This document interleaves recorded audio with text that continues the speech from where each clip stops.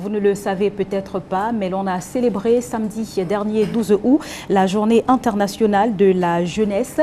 Et les jeunes, selon les critères des Nations Unies, correspondent à la tranche d'âge de 15 à 24 ans, représentant un sixième de la population mondiale.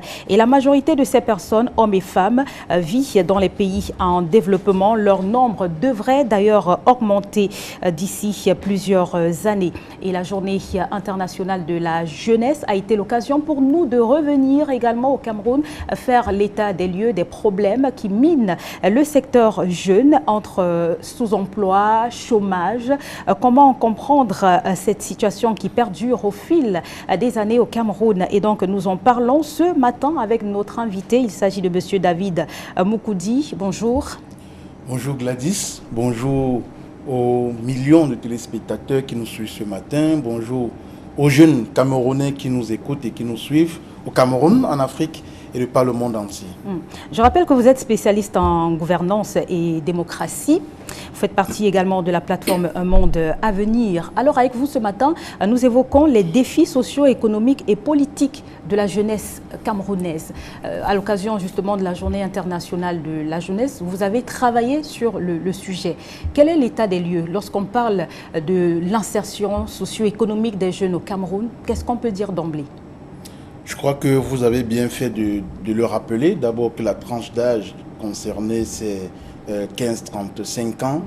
D'après les tests, justement, l'âge retenu au niveau des Nations Unies, c'est pour déjà battre en brèche ceux qui ont l'habitude de penser que lorsqu'on a 50 ans, on est encore jeune. Peut-être d'une certaine manière relative, mais il faut rester dans ce qui est prévu par les tests au niveau international. Et même au niveau national, la Constitution du Cameroun, justement, parle de 15 à 35 ans. L'état des lieux aujourd'hui au Cameroun, justement, de la situation des jeunes, que ce soit sur le plan social, que ce soit sur le plan professionnel, sur le plan économique, sur le plan politique, disons que ça va de plus en plus mal, parce que lorsque vous essayez de faire le tour, vous avez l'impression qu'avec malgré les multiples programmes qui ont été mis sur pied par le gouvernement, malgré les multiples actions qui sont déroulées au quotidien, tant par les organisations de la société civile, par les efforts des jeunes eux-mêmes, on a l'impression que beaucoup de choses n'ont pas bougé. Quand vous prenez sur le domaine économique, par exemple, nous réalisons que le sous-emploi, le taux du sous-emploi est toujours assez important au Cameroun. Nous sommes autour de 70-75% du sous-emploi en milieu jeune. Vous regardez la plupart des jeunes aujourd'hui, d'ailleurs, les statistiques l'ont démontré que la jeunesse est la tranche de la population la plus nombreuse au Cameroun. Nous représentons un peu plus de 60% de la population.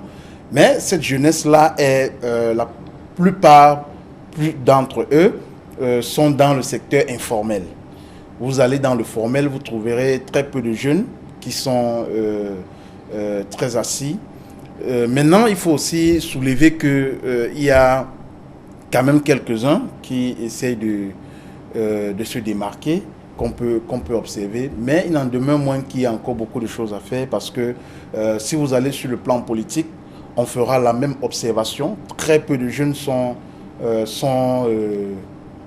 occupent les postes de décision dans les instances. Pourtant, ils sont nombreux qui sont engagés. Vous entrez dans les partis politiques, vous verrez que la force de ces partis politiques-là, ce sont les jeunes. Ils sont majoritaires comme membres de ces partis politiques, comme sympathisants et autres.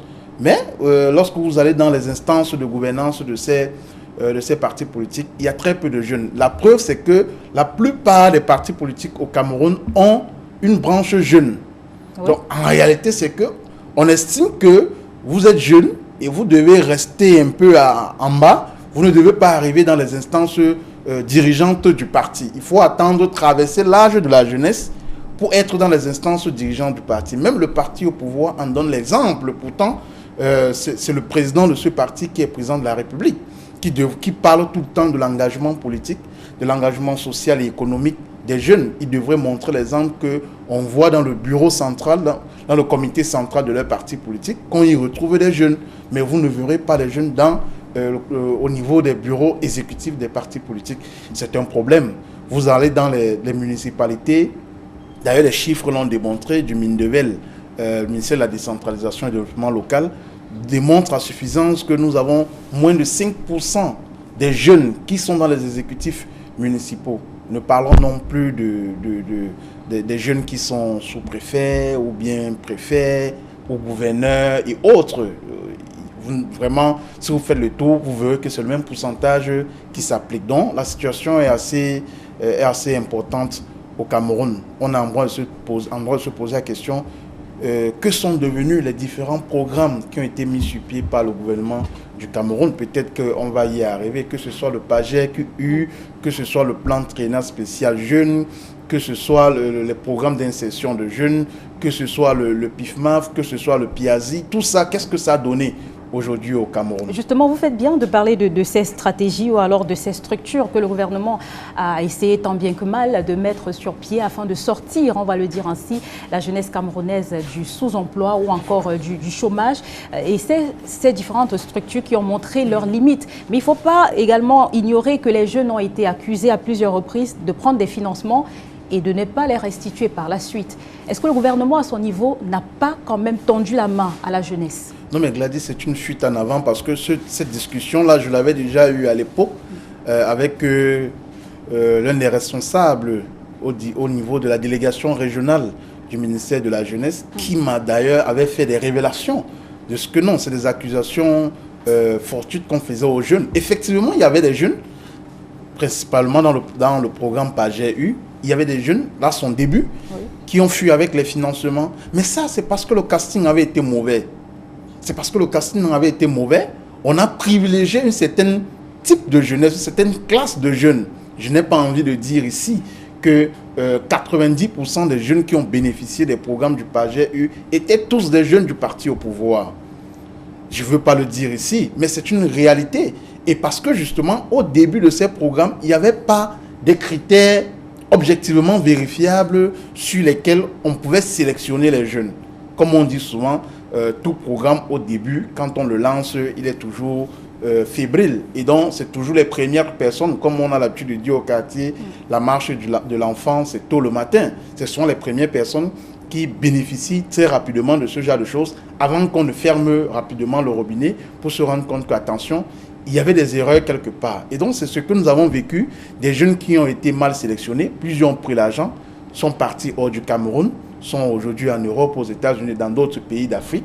Et on s'est retrouvé à ce qu'on était obligé de penser d'autres programmes pour pallier à ce problème, pour effectivement financer les jeunes qui étaient vraiment porteurs de bons projets, incubateurs, des bons projets qui allaient créer de l'emploi. Mais aujourd'hui, qu'est-ce que ça a donné? Le plan triennal spécial jeunes, par exemple, qui a été adopté par décret présidentiel en 2017, qui devait s'achever en 2019, nous rappelle et nous renseigne que nous sommes aujourd'hui à un peu plus de 11 000 projets qui ont été financés par le budget de l'État, créant autour de un peu plus de 35 000 emplois directs pour les jeunes.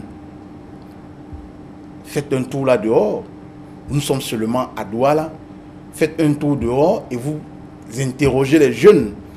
Faites un petit sondage, une enquête même sur 1000 jeunes à Douala.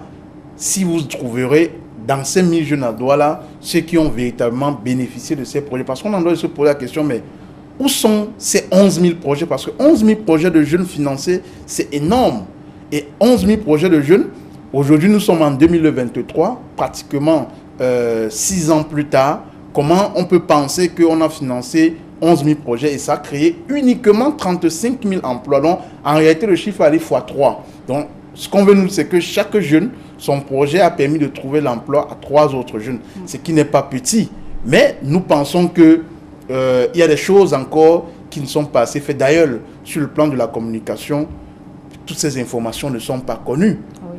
Ces informations sont encore cachées. À chaque fois qu'on fait, le ministère de la Jeunesse fait l'évaluation de la mise en œuvre de ce plan triennal, il n'y a pas une forte communication derrière pour nous dire exactement, dans le domaine de l'agriculture, voici tel nombre de projets que nous avons incubés, dans le domaine de l'artisanat, voici tel nombre qu'on a, dans tel domaine, on n'en connaît pas. Et donc, tous ces jeunes-là, où sont-ils?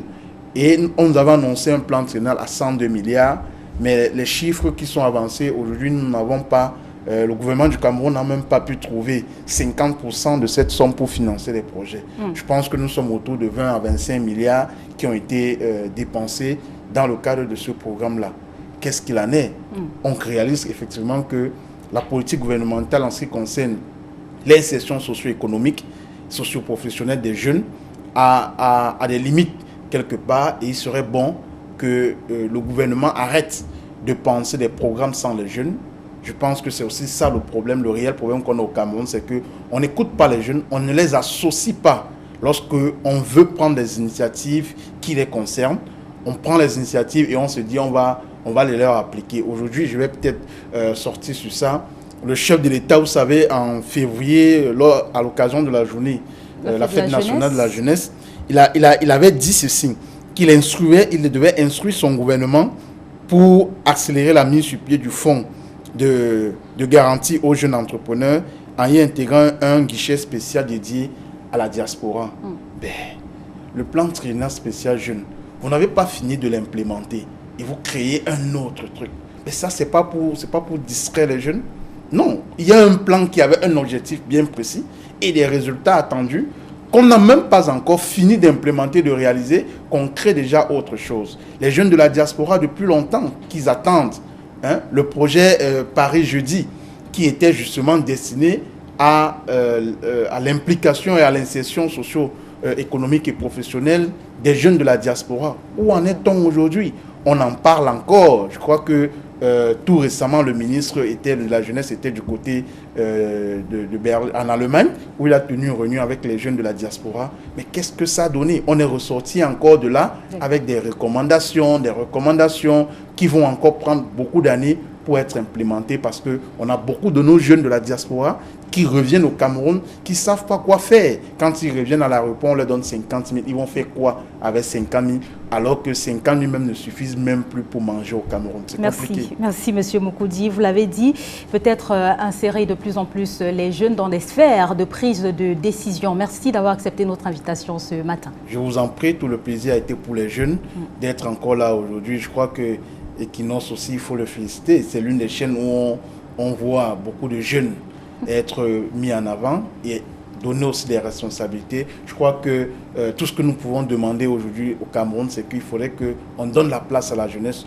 où il faut, même dans les questions de résolution des crises que nous rencontrons aujourd'hui. Les jeunes ont leur mot à dire. Ce qui se passe au Nozo nous touche. La rentrée scolaire arrive. Ce sont nos petits frères, ce sont nos petites sœurs qui ne vont pas pouvoir aller à l'école. Nous pensons qu'il est temps que nous soyons impliqués dans tout ce qui est décision politique à prendre au Cameroun, surtout ce qui nous concerne, pour que nous apportions. Le message est bien passé ce matin.